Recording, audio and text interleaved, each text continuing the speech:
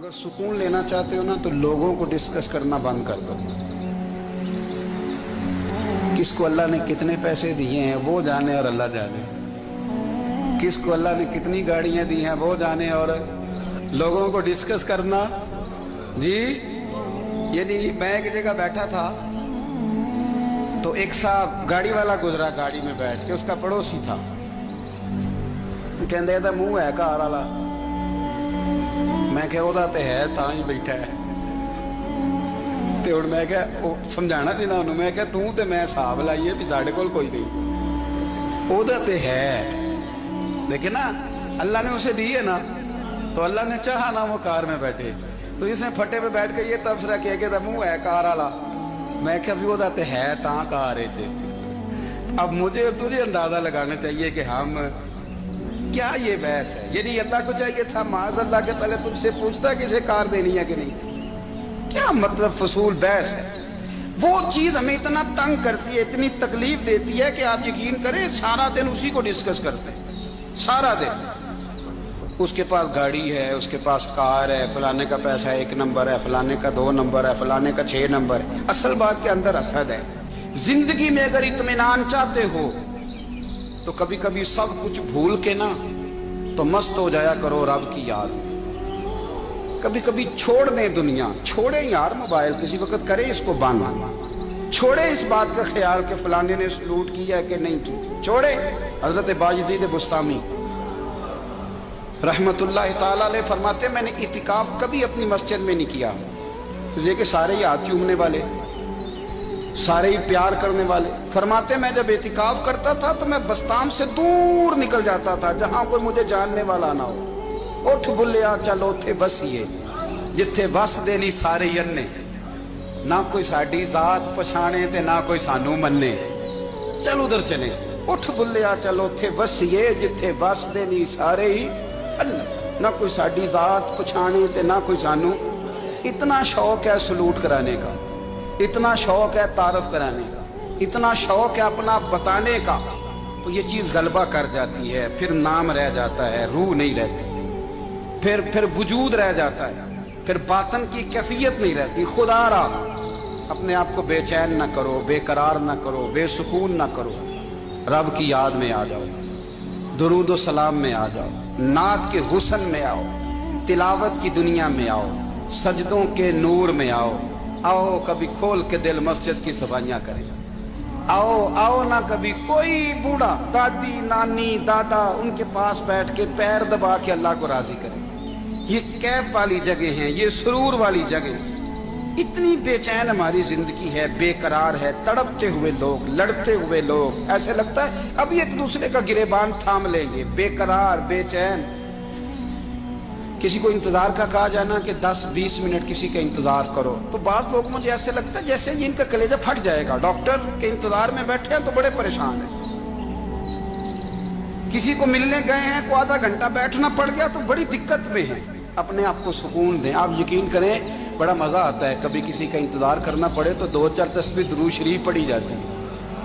यानी ज़ौक बन जाता है कि चलो अल्लाह ने मौका दिया है, कोई सरकार को याद कर ले, तन्हाई मिल गई। हमारा मिजाज जिस सख्ती का शिकार है, वो सख्ती आहिस्ता आहिस्ता हमें ज्यादा आजमाइश में डाल दे। तो मेरे भाई जिंदगी में इत्मीनान हुस्न है, और वो सबसे ज्यादा अल्लाह की याद में मिलता है, वो सबसे ज्यादा रब करीम के जिक्र में। सबसे ज्यादा जो चाहता है ना दिल ठंडा रहे, जुबान मीठी रहे, वो मदीने वाले महबूब पे दुरूद सलाम पढ़ा करे, वो हुजूर पे दुरूद सलाम पढ़ा करे, जुबान मीठी रहेगी। मेरा जाती तजर्बा है कि जो आदमी अपने अखलाक संवारना चाहे वो हुजूर पे दुरूद शरीफ पढ़े। जो अपने अखलाक संवारना चाहे, तबीयत को ठंडा रखना चाहे, वो दुरूद शरीफ पढ़े, उसका दिल सुकून में आएगा। कुछ काम और हैं जिंदगी में इत्मीनान के लिए, उनका होना भी बड़ा जरूरी है। सबसे पहले अगर आप चाहते हैं ना जिंदगी में सुकून हो तो हकीकतों का सामना करना सीखें।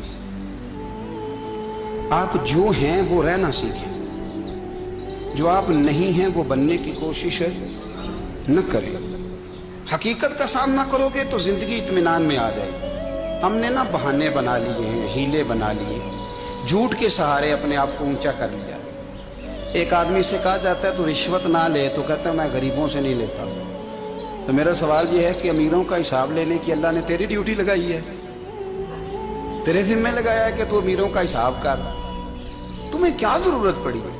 ہم نہ بہانہ کرتے ہیں، رشوت لینے والے کا الگ بہانہ ہے اور سفارش والے کا الگ بہانہ ہے۔ حقیقت کا سامنا کریں، حقیقت کا۔ جو میرے ذمہ داریاں ہیں وہ میں نے پوری کرنا ہے، جو آپ کی ذمہ داریاں ہیں وہ آپ جان نہ چھڑائیں، حقیقت پسند بنیں۔ میرے رسول کریم، پھر پڑھیے درود شریف صلی اللہ تعالی علیہ وسلم۔ حضور صلی اللہ علیہ وسلم نے فرمایا کہ میری بیٹی سیدہ فاطمہ الزہرا رضی اللہ تعالی عنہا صرف جنتی نہیں، جنتی عورتوں کی سردار ہے۔ لیکن حضور نے یہ بھی فرمایا کہ فاطمہ یہ خیال رکھنا، اگر اللہ نے حساب پوچھا تو حساب تم نے خود دینا ہے۔ حقیقت کی طرف توجہ کرائی حضور نے، وہ صرف جنتی نہیں، جنتی عورتوں کی سردار ہیں، پر حقیقت کی جانب توجہ۔ میں حقیقت یہ ہے کہ اگر مالک نے حساب پوچھا تو اس کی تیاری بھی کرنی ہے۔ دیکھیں نا، ہمیں کچھ یقین نہیں، اللہ معاف کرے کہ ہمارا حساب کیسا ہوگا، لیکن کتنے آزاد ہیں۔ یعنی بڑی دلیری سے بندے کہتے ہیں فجر نہیں پڑھتا جی، 3 پڑھتا ہوں جی، شاہ رہ جاتی ہے جی، کپڑے صاحب، بڑی دلیری سے۔ اور سیدہ فاطمہ الزہرا نے ساری رات مصلی باز رکھا ہے، حالانکہ انہیں یقین تھا کہ رب مجھے بغیر حساب کتاب جنت دے گا۔ حقیقت کا سامنا کریں، جو حقوق آپ کے ہیں وہ آپ نے ادا کرنے ہیں، جو ذمہ داریاں ہیں وہ ذمہ داریاں ہیں۔ دیکھیں نا، حضرت موسیٰ کلیم اللہ علیہ السلام کے پاس اسرائیل روح نکالنے آئے تو حضرت موسیٰ نے تھپڑ مارا، آنکھ نکال دی، واپس گئے۔ اللہ انہوں نے تو جلال فرمایا، کہا موسیٰ علیہ السلام سے کہیے بیل کی پشت پر ہاتھ رکھیں، جتنے بال ان کے دست مبارک کے نیچے آئیں گے اتنے 1000 سال ان کی عمر بڑھا دی جائے گی۔ یعنی میرے کان میں کوئی بتا دے کہ جناب 60 سال بڑھ گئی، یا آپ کے کان میں کوئی کہہ دے تو خوشی ہوتی ہے کہ نہیں؟ لیکن یہ حقیقت پسندی نہیں، اس لیے کہ 60 بھی گزر جائیں گے، 70 بھی، یہ حقیقت نہیں۔ حضرت موسیٰ کلیم، چلے میں مثال دیتا ہوں، سمجھ لے 10 بال، حالانکہ بہت زیادہ آتے ہوں گے، 10 بال اگر حضرت موسیٰ کے ہاتھ کے نیچے آئے تو 10,000 سال تو عمر بڑھ گئی نا۔ 10 یعنی 10 سال نہیں، 10 100 نہیں، 10 بہت زیادہ تھی نا۔ حضرت موسیٰ کلیم اللہ علیہ السلام سے آ کے عرض کیا گیا، حضور بیل کی پشت پر ہاتھ رکھیں، جتنے آپ کے ہاتھ کے نیچے بال آئیں گے اتنے 1000 سال عمر بڑھ جائے گی۔ تو حضرت موسیٰ نے حقیقت پسندی والی بات کی، فرمایا پھر کیا ہوگا؟ 10,000 سال کے بعد پھر کیا ہوگا؟ کہا حضور جانا تو پھر بھی ہے، فرمایا پھر ابھی چلتے ہیں۔ اگر جانا ہے نا، جانا ہے تو پھر، اگر جانا ہے تو پھر ابھی۔ اور سجنوں، اگر نماز پڑھنی ہے تو ابھی کیوں نہیں؟ اگر داڑھی رکھنی ہے تو پھر رمضان کا انتظار کیوں کریں، ابھی کیوں نہیں؟ اگر سچ بولنا ہے تو پھر، اگر رزق حلال کھانا ہے تو پھر انتظار کاہے کا؟ حقیقت ہوتی ہے، بہانہ ہوتا ہے، حقیقت چھپ نہیں سکتی بناوٹ کے اصولوں سے، کیونکہ خوشبو آ نہیں سکتی کبھی کاغذ کے پھولوں سے۔ یہ بات یاد رکھیں۔ اگر جانا ہے تو حضرت کلیم فرمانے لگے پھر 10,000 سال کے بعد بھی جانا ہے تو آج بھی۔ ہمیں بے قراری زندگی میں اس لیے کہ ہم حقیقت پسند نہیں، ہم بہانوں میں، ہم ہواؤں میں جیتے ہیں، ہواؤں میں، خیالات میں زندگی گزارتے ہیں۔ بڑا ٹائم پڑا ہے، مثلاً کتنا میرے رسول کریم صلی اللہ تعالی علیہ وآلہ وسلم نے ایک دن صحابہ سے فرمایا تمہیں حیا نہیں آتی؟ حضور کیا ہوا؟ فرمایا وہ والے مکان بناتے ہو جن میں تم رہ نہیں سکتے، وہ والا مال جمع کرتے ہو جو کھا نہیں سکتے، حیا نہیں آتی؟ عرض کی حضور حکم کریں تو محبوب فرمانے لگے جوتے کا ایک تسمہ بند کرتا ہوں تو سوچتا ہوں دوسرا بند کرنے سے پہلے موت آ جائے گی، ایک سانس اندر جاتی ہے تو دوسرا آنے سے پہلے میں یاد کرتا ہوں کہ مجھے دنیا سے جانا ہے۔ تمہیں حیا نہیں آتی؟ وہ مکان بناتے ہو جن میں رہ ہی نہیں سکتے، وہ مال جمع کرتے ہو جو کھا۔ حقیقت پسند نہیں بھائی ہم۔ بہت سارے لوگ یہاں بڑی باتیں سناتے ہیں، بڑی، میں کہتا ہوں اصل میں نا زیادہ باتیں سنا کے نا بیچارہ اپنے آپ کو مطمئن کرنا چاہتا ہے، اصل بات یہ ہے کہ اندر سے نا ہلا ہوا ہے، کچھ بھی نہیں، بڑا زیادہ ہنستا ہے اور مجھے لگتا ہے کہ کوئی گہرا زخم چھپا رہا ہے۔ اس لیے ملمہ سازی، حقیقت پسند بنو، حقیقت پسند۔ یاد رکھنا، من ترک صلاۃ متعمدا فقد کفر، میرے رسول نے حقیقت بیان کی، فرمایا جس نے ایک نماز بھی جان بوجھ کے چھوڑی اس نے رب کے رب ہونے کا انکار کیا، اس نے کفران نعمت کیا۔ یہ حقیقت ہے، کوئی کلیریفیکیشن نہیں، کوئی وضاحت نہیں۔ جو نماز نہیں پڑھتا جھوٹ بولتا ہے، غلط بیانی کرتا ہے۔ جو شخص رزق حرام کما کے کہتا ہے کہ اس کے بغیر گزارا نہیں چلتا، وہ جھوٹ بولتا ہے۔ اس لیے کہ رب فرماتا ہے جب تجھے پیدا کیا ہے تو تیرا رزق میرے ذمہ ہے۔ اللہ فرماتا ہے کہ لا یکلف اللہ نفسا الا وسعها، میں کسی پر وہ بوجھ نہیں ڈالتا جو اٹھا نہ سکے۔ نماز فرض کیا، اس کا مطلب ہے ہم پڑھنے کے قابل ہیں۔ اس نے ہمارے ذمہ داریاں لگائی ہیں تو مطلب یہ ہے کہ ہم ذمہ داریاں ادا کرنے کے قابل ہیں، ورنہ وہ کہتا ہے میں وہ بوجھ ڈالتا ہی نہیں جو تجھ سے اٹھایا نہ جائے۔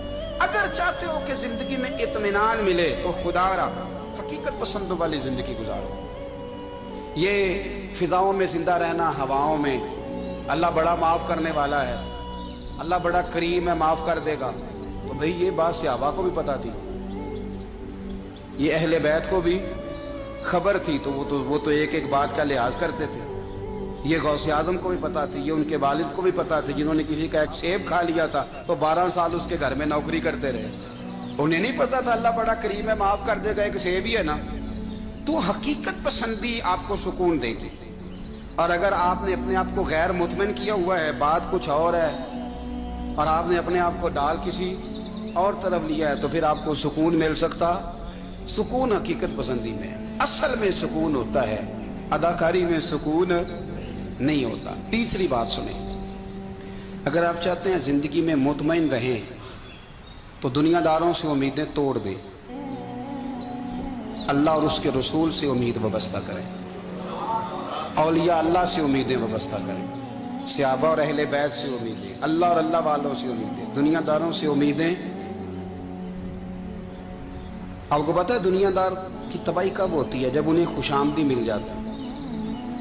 چودھری کا بیڑا اس وقت غرق ہوتا ہے جب اسے چودھری کہنے والے زیادہ ہو جاتے ہیں۔ سیٹھ صاحب اور نواب صاحب بیچارے تباہ تب ہوتے ہیں بھولے پن میں، جب ان کے دائیں بائیں ریلا ہوتا ہے سیٹھ صاحب کہنے کا، لوگ انہیں کھانا چاہتے ہیں، پیار ان کا نہیں ہوتا، ان کی جیب کا ہوتا ہے، محبت ان سے نہیں ہوتی، ان کی کرسی سے ہوتی ہے، ضروریات کا پیار ہوتا ہے، تباہ کر دیا جاتا ہے۔ ہماری ساری توقعات دنیا داروں سے وابستہ ہو گئی ہیں، ناراض نہ ہونا۔ پیروں نے، مولویوں نے، درویشوں نے، انہوں نے بھی سیٹ رکھے ہوئے جلسوں کی صدارت کرانے کے لیے، یعنی مذہبی جلسہ ہے، اس میں بہت زبردست پڑھے لکھے صاحب تقوی عالم کا خطاب ہے، اور کی صدارت وہ بندہ کر رہا ہے جس نے عشاء کی نماز بھی نہیں پڑھی، وہ بندہ صدارت کر رہا ہے۔ کیوں؟ اس لیے کہ اس نے لاکھ روپیہ دیا ہے محفل میں۔ خدا را دنیا داروں سے امیدیں چھوڑ دیں، ورنہ آپ کمزور پڑ جائیں، آپ کی امیدیں ٹوٹیں گی۔ کتنا کمزور ہے وہ شخص جو 2-4 ہزار کے لیے کسی بندے کی چاپلوسی کرتا ہے، اس کے پیچھے بھاگتا ہے، خوش آمدیں کرتا ہے، تھوڑے سے نوٹوں کے لیے، دکھ سکھ میں کام آئے گا اس کام کے لیے۔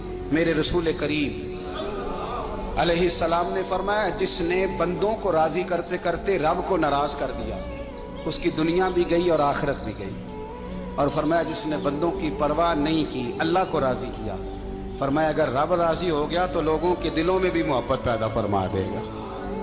کیا ضرورت ہے خوش آمد کرنا دنیا داروں کی، سیٹوں کی، نوابوں کی، چاپلو۔ اور میں آپ کو ایک بات بتاؤں، ہوتا پتہ کیا ہے، یہ جو حب جا اور حب با ہوتی ہے نا، اس سے پیٹ نہیں بھرتا۔ آپ کو اگر خوشامد کرنی ہے تو پھر آپ کو ساری زندگی کرنی ہے۔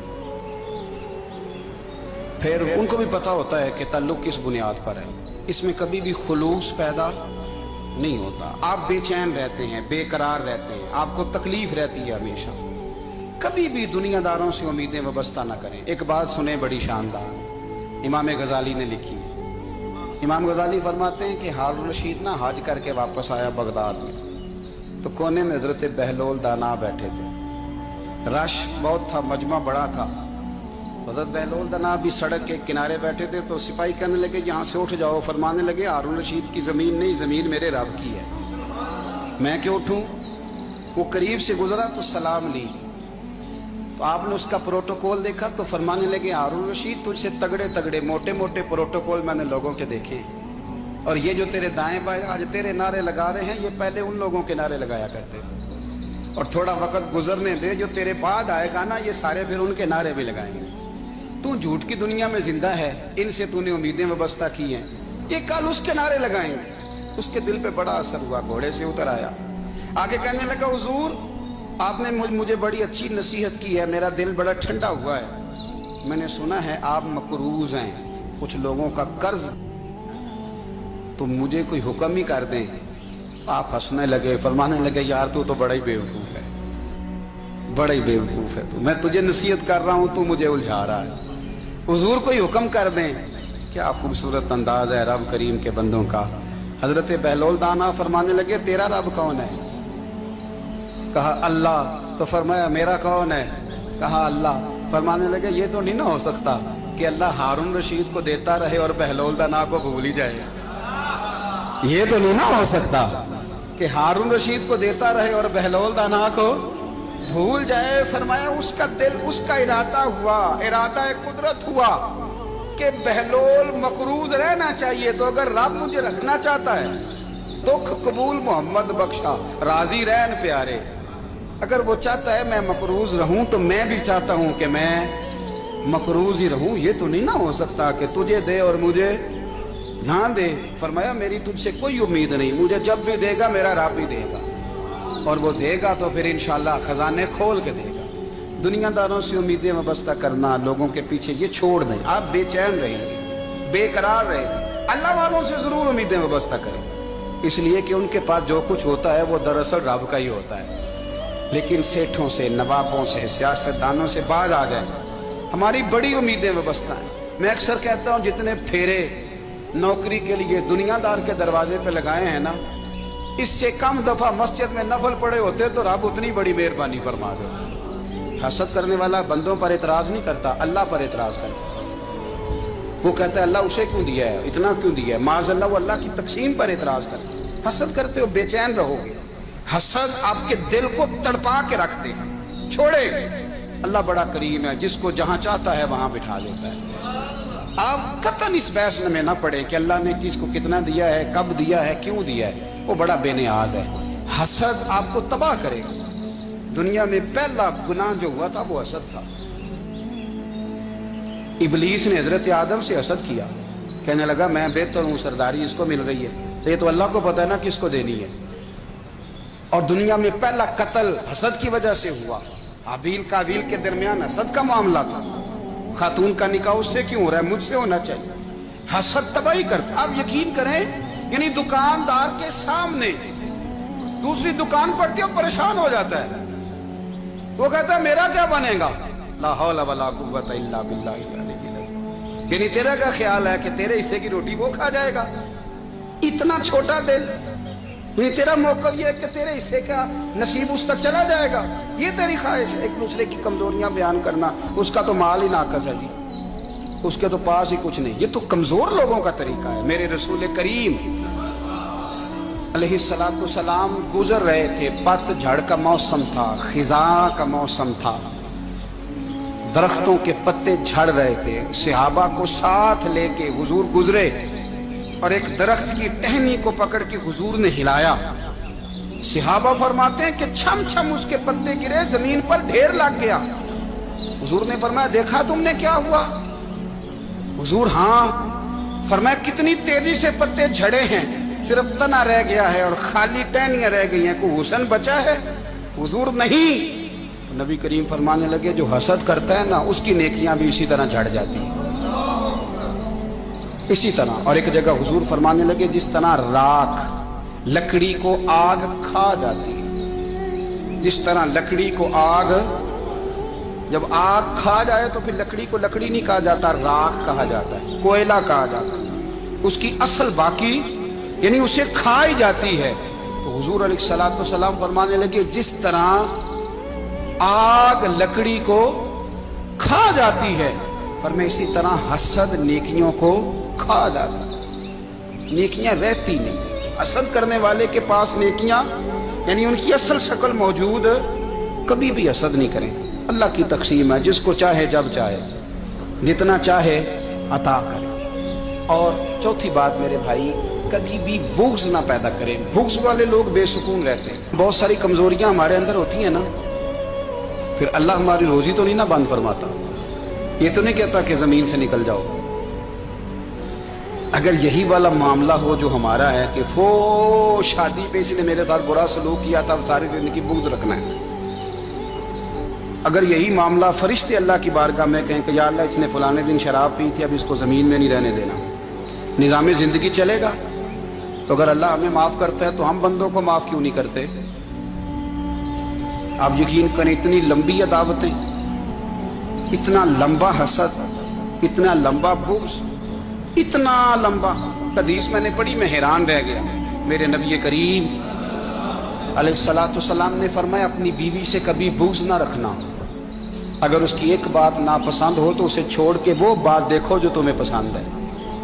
میں اس حدیث کو پڑھ کے سوچنے لگا کہ کیا بیوی کا بھی بغض رکھتے ہیں لوگ؟ اب حضور نے کہا ہے تو اس کا مطلب ہے لوگ بیوی کا بغض بھی رکھتے ہیں۔ اب اس پر استدلال کر کے مجھے کہنا پڑے گا کہ سسرال والوں کا بغض بھی رکھتے ہیں، کہنا پڑے گا کہ بھائی کے سسرال والوں سے بھی بغض رکھتے۔ اس حدیث کی روشنی میں سمجھا کہ لوگ بھابھی کا بغض بھی رکھتے ہیں، بغض، ورنہ عادتیں تو ہماری بھی کئی بری ہوتی ہیں۔ اگر عادات ایک وجہ بنے اختلاف کی تو عادتیں تو ہماری بھی کئی بری ہیں، لیکن ہم اپنی بری عادتوں سمیت اپنے آپ سے پیار کرتے ہیں، اور سامنے والے کی ایک بھی عادت بری ہو تو اس سے بغض رکھتے ہیں۔ بغض نہ پیدا کریں۔ میرے نبی پاک علیہ الصلوۃ والسلام نے فرمایا کچھ چیزیں تمہارے دین کو مونڈ ڈالیں گی، تباہ کر دیں گی، کاٹ دیں گی۔ حضور کون سی؟ فرمایا حسد، تکبر اور بغض، یہ تمہارے دین کو تباہ کر دیں۔ ہم بے چین اس لیے ہیں کہ ہم نے بہت سارے لوگوں کا بغض پالا ہوا ہے، اور ہر فیلڈ میں سیاستدان نے سیاستدان کا، ذاتیات پر اتر کے بات کرتے ہیں، معزز ترین لوگ، تاجر نے تاجر کا، اللہ ماشاء اللہ بعض جگہ پہ اہل علم بھی ایک دوسرے سے عداوت رکھتے ہیں۔ خدا را دل رب کریم کے آنے کا ٹھکانہ ہے، یہ صاف ہوگا تو اس میں رب رسول کے جلوے ہوں، اگر اس میں عداوت ہو، اس میں بغض ہو، اس میں کینہ ہو، نفاق، سنیں میرے رسول کریم حضرت ابو بکر صدیق رضی اللہ تعالیٰ عنہ کہتے ہیں میں رو ہی پڑا۔ مکہ فتح ہوا نا تو اکرمہ بن ابو جہل نے پیغام بھیجا کہ میں نا کلمہ پڑھنے کے لیے آ رہا ہوں۔ بات لمبی ہے، میں موضوع پہ رہنا چاہتا ہوں۔ کہتے ہیں جب وہ آنے لگا نا تو نبی پاک نے ہم سب کو بلایا، ہم حاضر خدمت ہوئے تو حضور فرمانے لگے کہ اس کے باپ نے نا بڑا ظلم کیا ہے ہمارے ساتھ، ابو جہل نے بڑا ستایا ہے، بڑی تکلیف دی ہے۔ آپ مجھے بتلائیں کہ وہ ایک دفعہ کسی شادی پہ بحث ہوتی ہے بیوی کے بھائی کے ساتھ، پھر ساری زندگی اس بیچارے کو معافی، وہ 10 دفعہ گھر آتا ہے معافی مانگنے پر سوال ہی نہیں پیدا ہوتا، میں او ہو مجھے ہی کہہ دیا، مجھے ہی کہہ دیا آپ نے، اور میری شان میں بے ادبی، اور پھر میں معاف کر دوں؟ توبہ توبہ توبہ، یہ کیسے ہو سکتا ہے؟ میری ناک نیچی ہو جائے گی، اور آپ نے مجھے کہہ دیا، سوال ہی نہیں پیدا ہوتا۔ اور یہ رونا میں اکثر ہوتا ہوں کہ شادی والے دن داماد صاحب کا زیادہ دماغ خراب ہوتا ہے۔ جب چھوٹی سالی کی شادی ہوتی ہے نا، اس دن اس کو بخار چڑھتا ہے، کوئی اس کو کان میں کہتا ہے تیری عزت نہیں کر دے گا، اس دن اس کا دماغ خراب ہو جاتا ہے، بچے اٹھا کے نکل آتا ہے، وہ بیچارہ سسر منتیں کر رہا ہوتا ہے کہ تیری مہربانی آ جا، یہ عزت کرا رہا ہے۔ تو میں نے کہا احتجاج کر کے جو عزت کرائی جاتی ہے وہ عزت نہیں ہوتی۔ ہاں یہاں مانگ کے عزت لیتے ہیں لوگ، یا احتجاج کی کوئی عزت ہے؟ آپ کے اندر کمالات اتنے ہوں کہ آپ کی عزت کرنے کو دل چاہے، یعنی مزہ آئے، یعنی لطف آئے، یعنی آپ دور بیٹھے ہوں تو کسی کا دل کرے آپ کو اسٹیج پہ بلانے کے لیے۔ یہ کیا بات ہوئی کہ چھائے جانا اور بھاگ کے آگے جانا؟ ان سے نکلیں۔ اکرمہ بن ابو جہل کلمہ پڑھنے کے ارادے سے آ رہے ہیں، حضور علیہ السلام نے صحابہ کو بلایا، کتنی زیادہ عداوت رکھی جا سکتی تھی معاذ اللہ؟ کب سے وہ چلا تھا ظلم کرنے، اور اس کے بعد اس کا بیٹا شروع ہو گیا۔ کتنی باتیں تھیں جو ناقابل معافی تھیں، پر کریم رسول نے ہمیں بتلایا ہے کہ سکون والی زندگی کہتے کس کو ہے۔ جب سب لوگ جمع ہو گئے تو حضور نے فرمایا بھئی وہ کلمہ پڑھنے آ رہا ہے، اس کے باپ نے ظلم بڑے کیے ہیں، پر میری نصیحت یہ ہے کہ اس کے سامنے اس کے باپ کو برا نہ کہے، خبردار کوئی اس کے سامنے کوئی بات نہ کرے۔ اب وہ کلمہ پڑھنے آ رہا ہے، مطیع ہو کے آ رہا ہے، بان کے آ رہا ہے، کہتے ہیں اللہ کے رسول نے نا کافی دیر تک خطبہ دیا، بریفنگ دی، بات سمجھائی. جناب صدیق اکبر کہتے ہیں میں رو پڑا. ایک صحابی مجھے کہنے لگے تمہیں کیا ہوا؟ تو میں نے کہا میں مصطفیٰ کی رحمت پہ رو رہا ہوں. دیکھو کن کے لیے حضور گراؤنڈ بنا رہے ہیں، اے دیکھو کن کے لیے حضور تیاری کر رہے ہیں، جنہوں نے ساری زندگی دشمنی کی. خدا را یہ اندر سے عداوتیں نکال پھینکو. او بھائی اتنا تو لمبا ٹائم ہی کوئی نہیں، اتنا تو وقت ہی کوئی نہیں، اس کو صاف رکھو. بندہ کوئی کر بھی گیا تو کوئی حرج نہیں. چنگی مندی سجنا کولوں 100 واری ہو جاندی، یار یاراں دا گلا نہیں کردے. اصل پریت یار یاراں دا جڑا گلا کردا تے یار نہیں جی ہوندا. ہاں پکی بات، پکی پیڑی.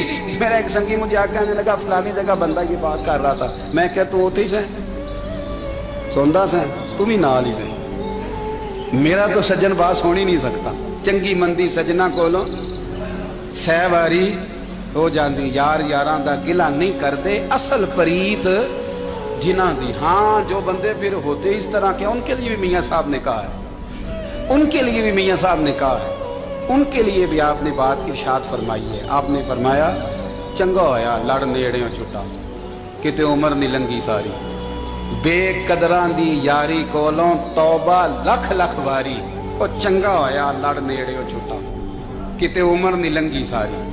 جو اس طرح کا تھا نا شکوے کرنے والا، بغض رکھنے والا. فرمایا بے قدراں دی یاری کولوں توبہ، یعنی لاکھ تے لاکھ کنے ہو گئے، یعنی 2 لاکھ واری توبہ کی تھی انہوں نے، گنی نہیں جا سکتی جتنی میاں صاحب نے توبہ کر دی. بے قدرے دوست بے قدراں دی یاری کولوں توبہ لکھ لکھ واری. چنگا ہویا لڑ نیڑیوں چھٹا کتے عمر نہیں لنگی ساری.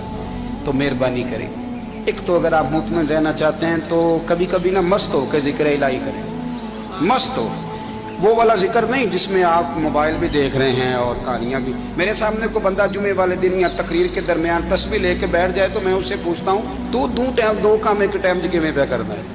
میری بھی بات سن رہے ہو، تسبیح پڑھی تو ممکن ہی نہیں. تسبیح تو تسبیح ہے، جب وہ ہوگی تو پھر کوئی اور کام سوال ہی نہیں پیدا ہو. ایک تو ذکر کریں محو ہو، دوسری بات حقیقت کا سامنا کریں.